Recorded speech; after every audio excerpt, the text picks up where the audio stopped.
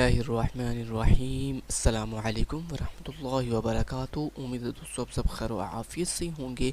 आज के अपने इस वीडियो के अंदर दोस्तों मैं आपको ये बताऊंगा किस तरह से आप मल्टीपल फाइल्स के साथ एक सिंगल प्रोजेक्ट क्रिएट कर सकते हैं इन C++ लैंग्वेज और डेव C++ कंपाइलर के अंदर। ठीक है जी, तो मल्टीपल फाइल्स प्रोजेक्ट कैसे क्रिएट होता है। सबसे पहले आपने डेव C++ को ओपन कर देना है। After opening the Dev C++ IDE then आपने ये जो फाइल का ऑप्शन है इसके ऊपर क्लिक करना है और यहाँ पे न्यू की ऑप्शन के ऊपर जाकर आपके पास दो ऑप्शन है, एक है सोर्स फाइल और दूसरा प्रोजेक्ट। तो आप चूँकि मल्टीपल फाइल्स का प्रोजेक्ट क्रिएट करने लिहाजा आप प्रोजेक्ट के ऊपर क्लिक करेंगे। जैसे ही आप प्रोजेक्ट के ऊपर क्लिक करेंगे तो आपके पास इस तरह का एक पैनल आएगा। इस पर आपने ये आपको ऑप्शन है एम्प्टी प्रोजेक्ट, आपने इसके ऊपर क्लिक कर देना है और यहाँ पे आपके प्रोजेक्ट का नाम पूछ रहा है। लेट्स से मैं अपने प्रोजेक्ट का नाम रख लेता हूँ जी my_first प्रोजेक्ट। ठीक है जी, मैंने ये नाम रख लिया। आपने जो भी नाम रखना है उस नाम के दरमियान स्पेस नहीं होनी चाहिए। ये आप अंडरस्कोर का साइन यूज़ कर सकते हैं लेकिन स्पेस आप नहीं लगा सकते प्रोजेक्ट के नेम के दरमियान।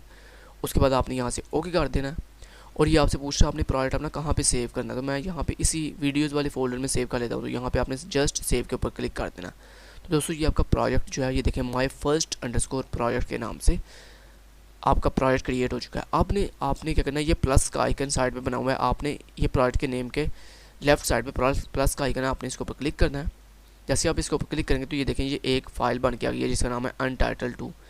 आपने अपने इस प्रोजेक्ट के नेम के ऊपर राइट क्लिक करना है।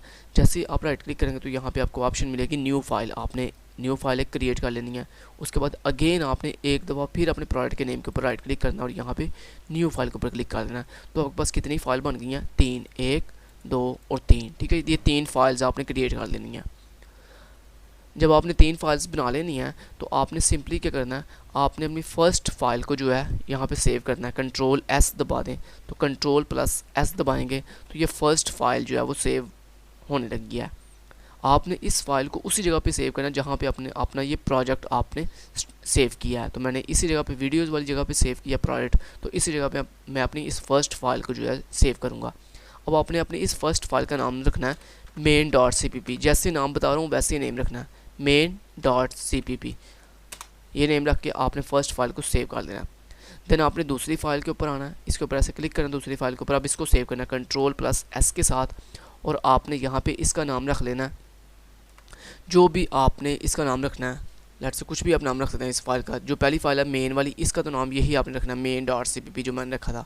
उसके बाद ये जो दूसरी फाइल है इसका नाम आप कुछ भी रख सकते हैं लेकिन .cpp इसका भी होगा। तो लेट्स से मैं इसका रख लेता हूँ जी test.cpp। ठीक है जी, तो आप कुछ भी टेस्ट की जगह पे आप कुछ भी रख सकते हैं।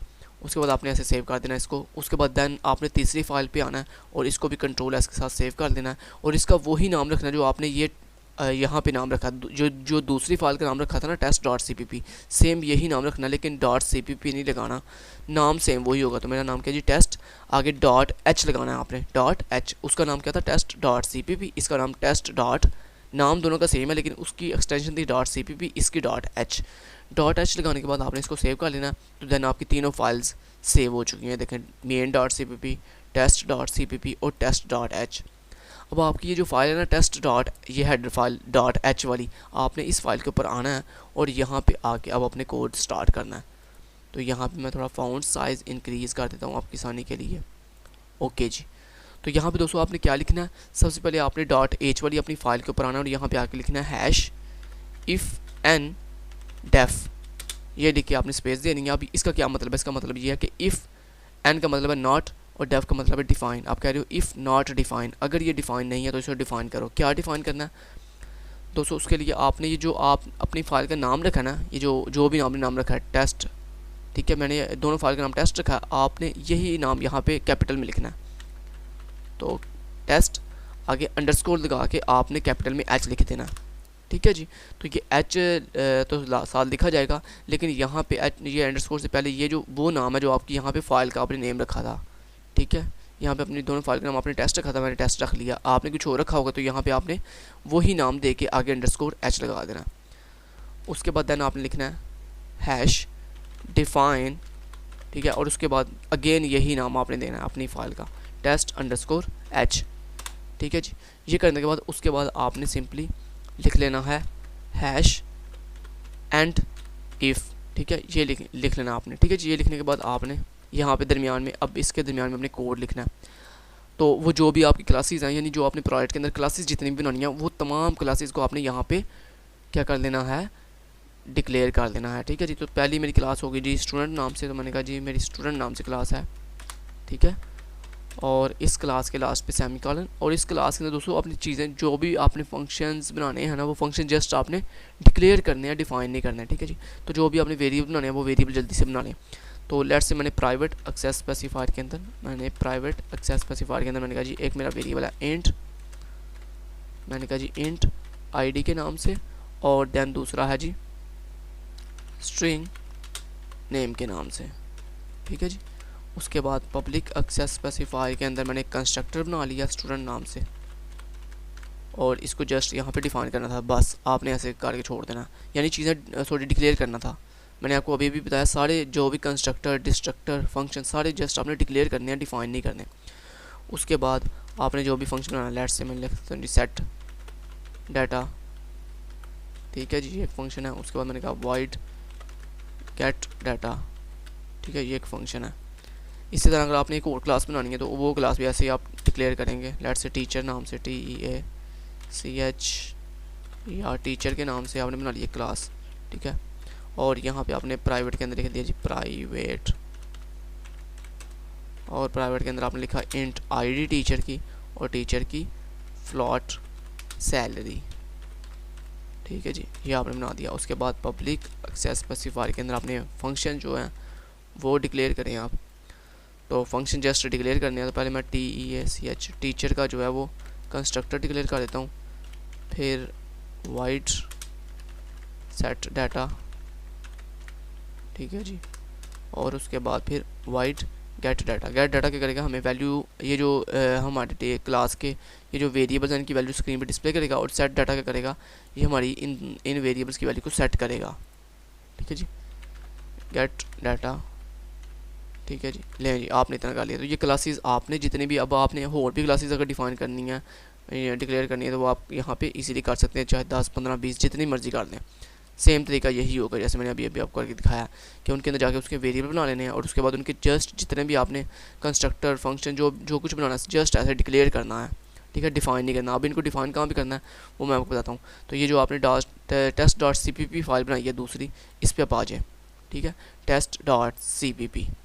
तो test.h के अंदर जो आपने कोड करना था, जितना भी क्लासेस बनानी थी वो बना ली हैं सारी। अब हम test.cpp आ जाते हैं। यहाँ पे आके सबसे पहले आपने क्या करना है, अपनी ओरिजिनल जो हेडर फाइल है वो इंक्लूड करनी है। कौन सी, आयो स्ट्रीम, यानी जिस हेडर फाइल की आपको ज़रूरत है ना वो सारी आपने इंक्लूड कर लेनी है, आयो स्ट्रीम, ठीक है जी। और उसके बाद नेक्स्ट मुझे ज़रूरत है जी हैश इंक्लूड conio.h, और उसके बाद हमारी library using name space standard, ठीक है। उसके बाद दोस्तों ये जो आपने अभी खुद की हेडर फाइल, अपनी खुद की हेडर फाइल बनाई है ना test.h, इसको भी यहाँ पे इंक्लूड करने लास्ट पे, तो हैश इंक्लूड, ठीक है जी। और इसको कैसे इंक्लूड करते हैं, हैश इंक्लूड लिख के आगे आपने ऐसे डबल कोट्स के अंदर उस हेडर फाइल का अपनी नाम बताना है। जो आपने हेडर फाइल बनाई है तो आपके हेडर फाइल का नाम क्या है, test.h, तो यहाँ पे लिखें सेम वही नाम देना जो वहाँ पे आपने लिखा है। अगर कैपिटल में तो कैपिटल में, स्मॉल में, कैपिटलाइज में तो कैपिटलाइज में, test.h। ये लिखने के बाद देन आप नेक्स्ट आ गए हैं, ठीक है। अब ये सारी चीज़ें आपने इंक्लूड, जो हेडर फाइल आपको चाहिए थी वो इंक्लूड कर ली हमने, जो हमें लाइब्रेरी चाहिए थी वो इंक्लूड कर ली। उसके बाद हमने ये जो अपनी खुद की हेडर फाइल बनाई है वो इंक्लूड कर ली। अब उसके बाद देन आपने क्या करना है, ये जो स्टूडेंट क्लास बनाई है इसके ये कंस्ट्रक्टर और ये फंक्शंस को अब आपने क्या करना है, डिफ़ाइन करना है, ठीक है। तो यहाँ पे डिफ़ाइन कैसे करते हैं, सिंपल सबसे पहले दोस्तों कंस्ट्रक्टर कैसे डिफ़ाइन होता है कि अपनी क्लास का नाम बताना है यहाँ पे आपने। तो आपकी क्लास का नाम क्या जी, क्लास से बाहर आगे कंस्ट्रक्टर कैसे डिफाइन होता है, क्लास का नाम बताते हैं, आगे ये रेजोल्यूशन ऑपरेटर लगाते हैं, और उसके बाद अपने कंस्ट्रक्टर का नाम।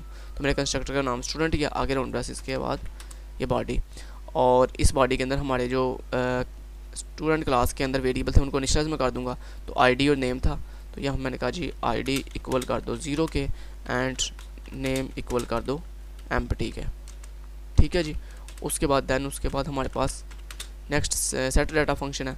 इस सेट डाटा फंक्शन को किसी भी फंक्शन को कैसे डिफाइन करते हैं, क्लास से बाहर सिंपल पहले रिटर्न टाइप बताते हैं, फिर क्लास का नाम बताते हैं स्टूडेंट, और आगे रेजोल्यूशन ऑपरेटर लगा के उसके फंक्शन का नाम, तो मेरे फंक्शन का नाम है सेट डाटा, उसके अंदर जाके हम सिंपली डाटा सेट कर देते हैं। तो यहाँ पे \n के अंदर मैंने कहा जी सेट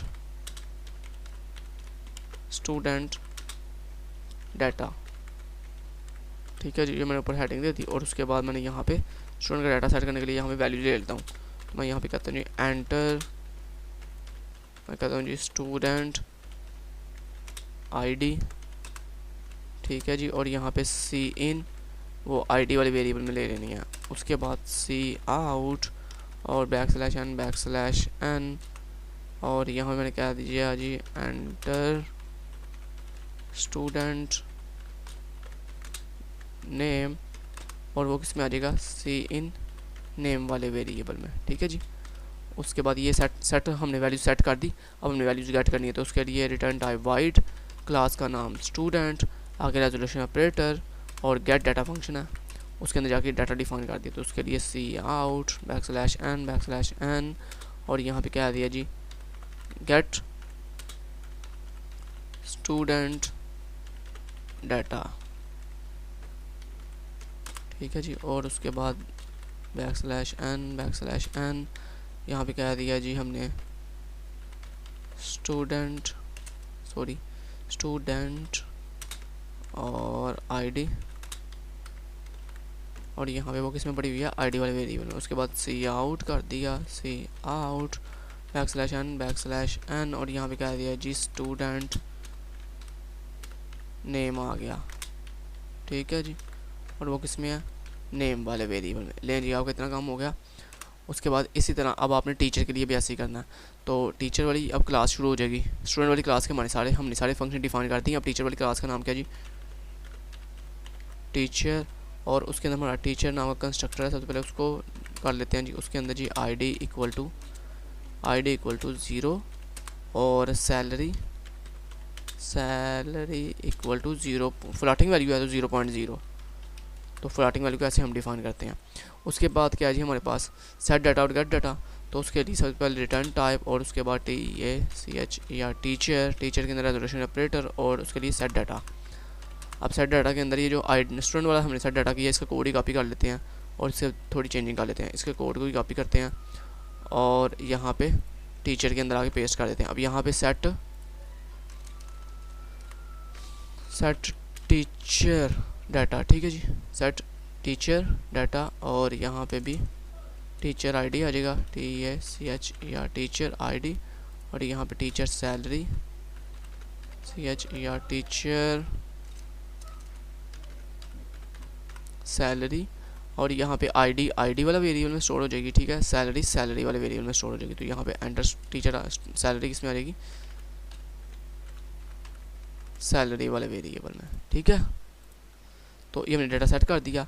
उसके बाद अब गेट वाला फंक्शन चलाना, तो उसके लिए हमने कहा वाइड, जो मेरी टीचर क्लास है उसके अंदर गेट डाटा वाला फंक्शन है उसको एग्जीक्यूट कर दो। तो उसके लिए हम क्या करते हैं जी इसी चीज़ को कॉपी कर लेते हैं और यहाँ पे पेस्ट कर देते हैं। अब यहाँ पे सेट नहीं गेट आ जाएगा, गेट, और यहाँ पे टीचर एंटर नहीं आएगा, सिर्फ जस्ट टीचर आईडी और यहाँ पे टीचर सैलरी जैसे ऊपर हमने किया था, ठीक है जी। अब ये आईडी हमने डिस्प्ले करनी है, तो यहाँ पे सी इन ख़त्म हो जाएगा, ये ऊपर जाके ऐसे सारा अटैच हो जाएगा। तो टीचर आईडी के अंदर प्रिंट हो जाएगा और ये सैलरी ऊपर जाके सैलरी वाले वेरिएबल में प्रिंट हो जाएगा, ठीक है जी। ये लीजिए आपका सारा काम फिनिश हो गया। स्टूडेंट क्लास भी ख़त्म, टीचर क्लास भी ख़त्म। अब हमने सिंपली क्या करना है, अब हमने मेन वाली फाइल में जाना। तो ये आप आगे तीसरी फाइल main.cpp, और यहाँ पे आगे सबसे पहले आपने वही जो हेडर फाइल इंक्लूड की हुई थी वो सारी यहाँ पे पेस्ट कर देनी है, जैसे आपने test.cpp में किया। तो यही सारी हेडर फाइल उठानी है आपने, और यही सेम आपने cpp फाइल में भी आके main.cpp में भी आके पेस्ट कर देनी है। उसके बाद आपने मेन का फंक्शन बनाना है यहाँ पे, ठीक है जी, क्योंकि क्लासेस तो आपने सारी डिफाइन कर दी है। उसके बाद मेन के अंदर आपने सबसे पहले गेट ch और रिटर्न 0, ठीक है। अब आपने क्या करना है, अब वो जो आपने क्लासेस बनाई हैं टेस्ट हेडर फाइल के अंदर स्टूडेंट क्लास और टीचर क्लास, इनके ऑब्जेक्ट बनाने हैं इनको कॉल करने के लिए। तो सबसे पहले मेरी स्टूडेंट क्लास, उसका मैंने एस नाम से ऑब्जेक्ट बना लिया। फिर उसके बाद मेरी टीचर क्लास, उसका मैंने टी नाम से ऑब्जेक्ट बना लिया। अब मैंने कहा जी एस डॉट, उसके अंदर जो सेट डाटा वो कॉल हो जाए, और फिर उसके बाद टी के अंदर जो सेट डाटा वो कॉल हो जाए, तो टी के अंदर सेट डाटा कॉल हो जाए, ठीक है जी। उसके बाद S dot gate data call हो जाए, और उसके बाद टी की जो मेरी क्लास है, उस टीचर क्लास है, उसके अंदर गेट डाटा कॉल हो जाए। तो दोनों क्लासेस के पहले मैंने सेट फंक्शन को कॉल कर दिया और फिर गेटर फंक्शन को कॉल कर दिया, ठीक है जी। आप एक दफ़ा देख लेते हैं सेट डाटा के अंदर स्टूडेंट गेट सेट डाटा, ठीक है, ये सही हो गया है। और गेट स्टूडेंट डाटा, ठीक है जी। यहाँ पे एक दफ़ा ऐसे बैकस्लैश एन करते हैं, सेट टीचर डाटा और गेट टीचर डाटा, यहाँ पे बैकस्लैश एन चलें, बढ़िया हो गया। अब हम इसको मेन पे जाते हैं, मेन डॉट CPP, और यहाँ पे इसको कंपाइल करते हैं। तो ये मैंने इसे किया कंपाइल, और ये देखिए सक्सेसफुली आपकी फाइल रन हो चुकी है। मल्टीपल फाइल वाला प्रोजेक्ट आपने क्रिएट कर लिया है। और यहाँ पे देख सकते हो पहले सेट स्टूडेंट डाटा, तो यहाँ पे स्टूडेंट की आईडी सेट करें 100, स्टूडेंट का नेम लेट से मैंने कहा जी खिज, एंटर किया। उसके बाद कहता है जी सेट टीचर डाटा, तो मैंने कहा जी उसकी आईडी है 10001, और टीचर की जो सैलरी है वो है जी 58,000। एंटर किया, और ये देखें उसने पहले दोनों का डाटा सेट किया और उसके बाद गेट कर दिया। ये देखें गेट स्टूडेंट डाटा, उसकी आईडी, उसका नेम, फिर गेट टीचर डाटा, फिर उसकी आईडी और उसकी सैलरी, ठीक है जी। तो ये आपका multi file project in CPP step by step each and everything आपको समझा दिया। उम्मीद करता हूँ आपको समझ आई होगी। अगर कोई क्वेश्चन हो तो कमेंट बॉक्स में ज़रूर पूछिएगा। Thank you so much, till then guys, take care, अल्लाह हाफिज़।